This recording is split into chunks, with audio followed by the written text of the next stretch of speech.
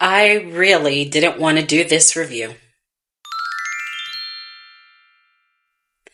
Hello everyone, I'm author R.L. Raintree. This is Reels and Reads, where I give honest reviews and occasional spoilers. And today I think that one might bite me in the butt, because I have to be honest no matter what. But before we get started with my review of Wisdom Corner, I'd like to thank Echo for sending me this advanced copy of the book Wisdom Corner, which was authored by David Heska Wanbli Weiden. Let's get into the review.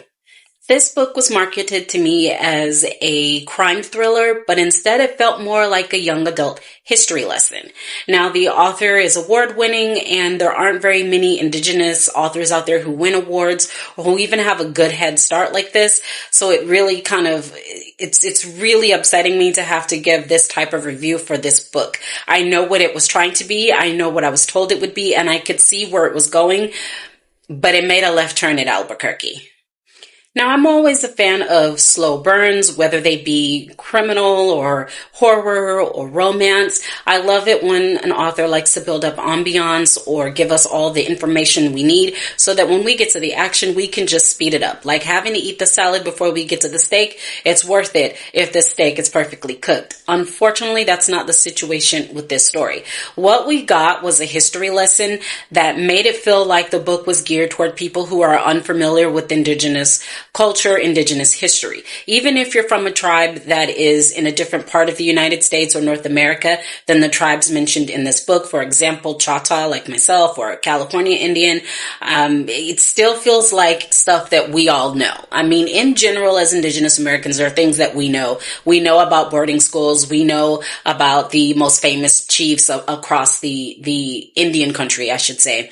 I was going to say across the country, but Indian country specifically. So it's sort of like things we already know were being discussed in such great detail, wonderful detail, very well written. But if you're Indigenous, you know this already. And then you don't have to be Indigenous to know this stuff already. If you're familiar with anyone who is Indigenous American, if you're a fan of American history, there is nothing that was said in this book as far as history that you didn't know already. And so it felt like we were getting a history lesson, or the book was written for people who know nothing about boarding schools or what life is like on the res. I feel like when it comes to popular culture, we're past that. We've had a TV show on Hulu with Reservation Dogs that gave a more relaxed, more pop culture type of look at it. We've seen documentaries and we've seen actual major motion pictures that depict life on the res, that talk about the chiefs. Some movies are actually about the chiefs themselves. So to have more than 2/3 of the book focus on history felt like, I don't want to say it was a waste of time, but I want to say it was a misuse of time, because again, this was supposed to be a crime thriller, and none of the history lesson truly built up to the crime or the thriller. I mean, it had a little bit to do with it, but not enough to where it should have monopolized that much of the book. And the reason why I say this felt like a young adult novel is because of the immaturity of the characters.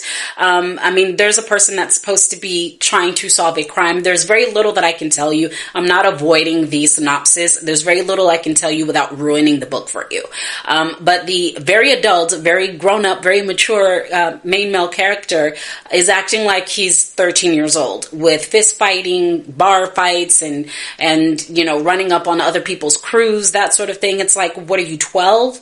And I don't say that to be mean or disrespectful to the author in any way, but I felt like I was reading a young adult novel. I felt like I was reading an Indigenous American version of, say, Outsiders or, Tex or something like that. It really didn't feel like they were adults investigating a crime or trying to solve the crime in what's supposed to be a crime thriller. That's not to say that this book was poorly written. It was very well written, but if I had been told that this was a young adult novel that focused more on history, then I would believe it. In fact, that's its greatest selling point, is that I could see a young adult reading this in high school and completely enjoying this novel. Now, the other reason why this is a difficult review to give is because right around page 100 out of 252 pages, I was ready to quit. When I made it to page 152, I actually had to put the book down, go read something else to kind of cleanse my palate, and come back and power through it. I had to speed read, otherwise I wouldn't have finished it. And I don't mean I scanned or I skipped over things. No, I read it. I just read it as fast as I possibly could because it just wasn't enjoyable for me anymore. So we're roughly talking about halfway through the book before I was saying, where's the crime and when is it going to happen?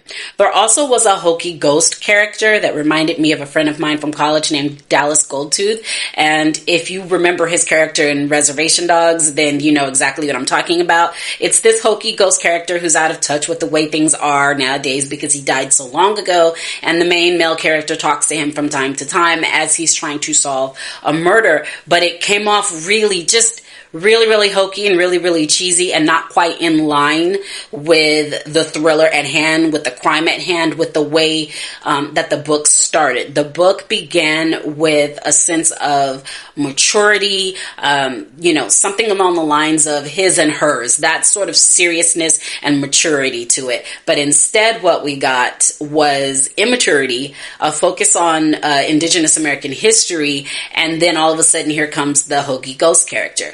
Once again, if this were young adult, that wouldn't be a problem. But this isn't, well, at least it wasn't marketed to me as a young adult novel.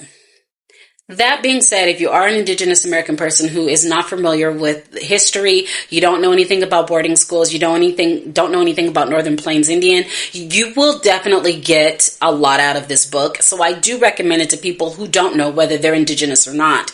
And that's why I think it would make a much better young adult book, because the stuff that's discussed in this book, it's not being taught in American history. I can tell you that right now. I mean, in California, we passed a law, my family helped pass a law to make it mandatory that you learn about California Indians, but it's not a national law, it's not a federal law, otherwise it probably would have been stricken down by now. So I definitely do recommend this book to anybody of any age group that doesn't know much about Indigenous American culture, or at least Northern Plains, let's be specific. Northern Plains Indigenous American culture, or Indigenous American history as far as Northern Plains. However, anyone else who already knows this stuff, who lives that life, you're from Indian country, or you know people who are, it's going to be like, yes, we know this. Can we get back to the crime thriller? I truly wanted so badly to have an Indigenous crime thriller, but I just didn't get that from this book.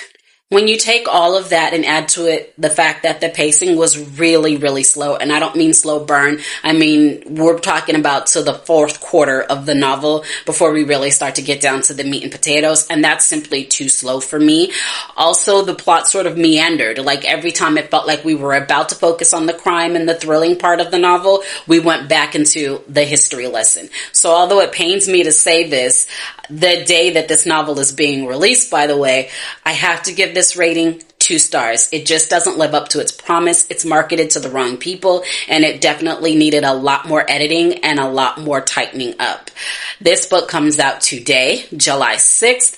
It is still worth a read. Just know what to expect when you're getting into it. Let me know what novel by an Indigenous American author you like the most, and I will give it a read.